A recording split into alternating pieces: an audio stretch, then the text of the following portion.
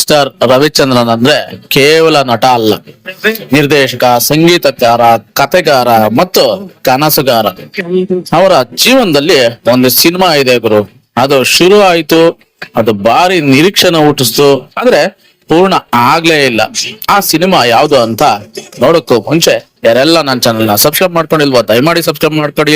ಹಾಗೆ bell button ನ click ಮಾಡಿ ಲೈಕ್ ಶೇರ್ ಕಮೆಂಟ್ ಕೊಟ್ಬಿಡಿ ಅಂತ ಹೇಳ್ತಾ, ಮಂಜಿನ ಹನಿ ಈ ಸಿನಿಮಾ ಶುರು ಆಯ್ತು, ಹಾಗೆ ನಿಂತೋಯ್ತು.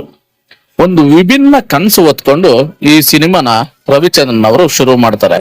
ಕ್ರೇಜಿ ಸ್ಟಾರ್ ಅವರ ಅತ್ಯಂತ ಮಹತ್ವಾಕಾಂಕ್ಷೆಯ ಸಿನಿಮಾ ಅಂತ ಹೇಳ್ಬೋದು ಮಂಜಿನ ಹನಿ. ಇದು ಸಾಮಾನ್ಯ ಸಿನಿಮಾ ಅಲ್ಲ ಗುರು. ಕತೆ, ಸಂಗೀತ, ತಂತ್ರಜ್ಞಾನ, ದೃಶ್ಯ ಕಲ್ಪನೆ ಎಲ್ಲವೂ ತನ್ನ ಕಾಲಕ್ಕಿಂತ ಬಹಳ ಮುಂದೆ ಇದ್ದ ಪ್ರಯೋಗ. 9 ಪಾತ್ರಗಳಲ್ಲಿ ಕ್ರೇಜಿ ಸ್ಟಾರ್ ಕಾಣಿಸ್ಕೊಂತಾರೆ. ಇಲ್ಲಿ ಒಂದು ಅಚ್ಚರಿ ವಿಷಯ ಅಂದ್ರೆ, ಈ ಸಿನಿಮಾದಲ್ಲಿ ರವಿಚಂದ್ರನ್ ಅವರು 9 ವಿಭಿನ್ನ ಪಾತ್ರಗಳಲ್ಲಿ ಕಾಣಿಸ್ಕೊಳ್ಬೇಕಿತ್ತು. ಒಂದೊಂದು ಪಾತ್ರವು ಒಂದೊಂದು ಮನಸ್ಥಿತಿ, ಒಂದೊಂದು ಜೀವನದ ಹಂತ ಅಂತ ಹೇಳ್ಬೋದು. ಒಂದೊಂದು ಭಾವನೆನ ಪ್ರತಿನಿಧಿಸುವಂತಿತ್ತು ಪಾತ್ರಗಳು. ಅಂದ್ರೆ 9 ಪಾತ್ರಗಳು ಒಬ್ಬ ವ್ಯಕ್ತಿಯ ಒಳಗಿನ 9 ಮುಖಗಳನ್ನ ಅನಾವರಣಗೊಳಿಸುತ್ತೆ ಅಂತ ಹೇಳ್ಬೋದು. ಇದು ಕೇವಲ ಗಿಮಿಕ್ ಅಲ್ಲ ಗುರು, ಕಥೆಯ ಅವಿಭಾಜ್ಯ ಅಂಗ ಈ 9 ಪಾತ್ರಗಳು. ಮಂಜಿನ ಹನಿ ಕತೆ ಒಬ್ಬ ಕಲಾವಿದನ ಮನಸ್ಸಿನೊಳಗಿನ ಪಯಣ. ಪ್ರೀತಿ, ನೋವು, ಕನಸು, ನಿರಾಸೆ ಮತ್ತು ಜೀವನದ ಗೊಂದಲಗಳನ್ನೆಲ್ಲ ಇಟ್ಕೊಂಡು ಕತೆ ಮಾಡ್ತಾರೆ. ಮಂಜು, ಗೊಂದಲ, ಅಸ್ಪಷ್ಟತೆ, ಹನಿ, ಈ ಗೊಂದಲದೊಳಗಿನ ಒಂದು ಶುದ್ಧ ಭಾವನೆ ಇರ್ತಕ್ಕಂತ ಕತೆ ವಿ ರವಿಚಂದ್ರನ್ ಅವರು ಸಿದ್ಧಪಡಿಸ್ತಾರೆ. ಪ್ರೇಕ್ಷಕರಿಗೆ ಉತ್ತರ ಕೊಡೋದಕ್ಕಿಂತ ಪ್ರಶ್ನೆ ಕೇಳಿಸುವಂತ ಕತೆ ಇದು ಅಂತ ಹೇಳ್ಬೋದು.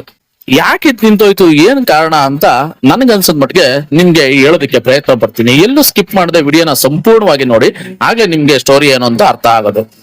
ಗ್ರಾಫಿಕ್ಸ್ ಸಿನಿಮಾ ನಿಲ್ಲಿಸಿದ ಪ್ರಮುಖ ಕಾರಣ ಗ್ರಾಫಿಕ್ಸ್.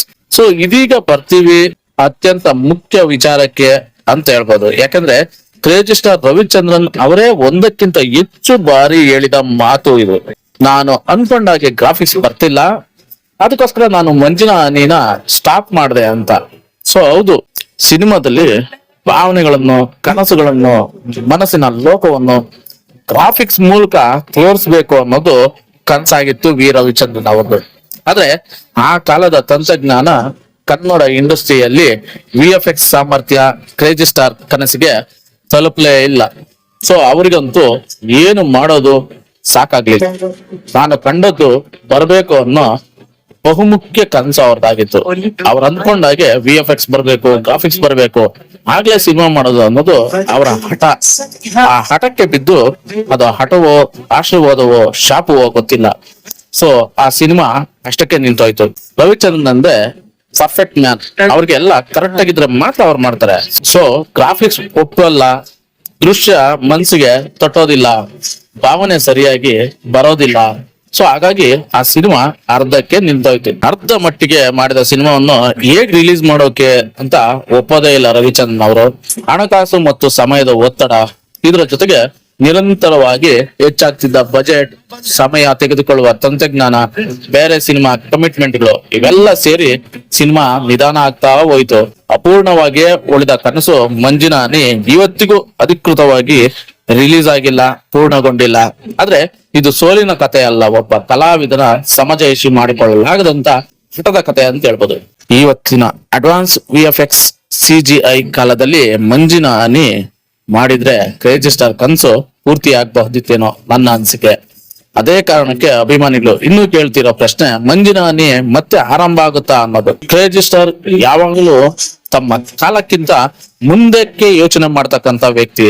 ಮಂಜಿನ ಹನಿ ಪೂರ್ಣವಾಗದೆ ಉಳಿದಿರ್ಬೋದು, ಆದ್ರೆ ಅವರ ಸೃಜನಶೀಲತೆಯ, ಧೈರ್ಯದ ಚಿಹ್ನೆ ಇನ್ನೂ ಹಾಗೆ ಇದೆ ಇವರು. ಮಂಜಿನ ಹನಿ ಒಂದಲ್ಲ ಒಂದು ಕಾಲದಲ್ಲಿ ಅವರು ತೆಗಿತಾರೆ, ಮತ್ತೆ ರಿಲೀಸ್ ಕೂಡ ಮಾಡ್ತಾರೆ, ಜನ ಅದನ್ನ ಮೆಚ್ಕೊಂತಾರೆ ಅನ್ನೋದು ನನ್ನ ಅನಿಸಿಕೆ ಆಗುವ ಅಭಿಪ್ರಾಯ. ಯಾಕಂದ್ರೆ ಮಂಜಿನ ಹನಿಗೋಸ್ಕರ ಕೋಟ್ಯಾಂತರ ಅಭಿಮಾನಿಗಳು ಕಾಯ್ತಾ ಇದ್ದಾರೆ.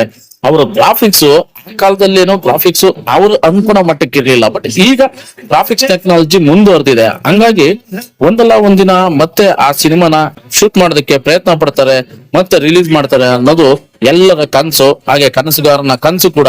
ಹಾಗಾಗಿ ಸೊ ನೋಡ್ತಾ ಇರೋಣ, ಸಿಗುತ್ತೆ ಆಗ್ಬೋದು ಅನ್ನೋದು ನಮ್ಮ ಅನ್ಸಿಕೆ. ಗ್ರಾಫಿಕ್ಸ್ ಕಾರಣಕ್ಕೆ ಸಿನಿಮಾ ನಿಲ್ಸೋದು ಸರಿನಾ?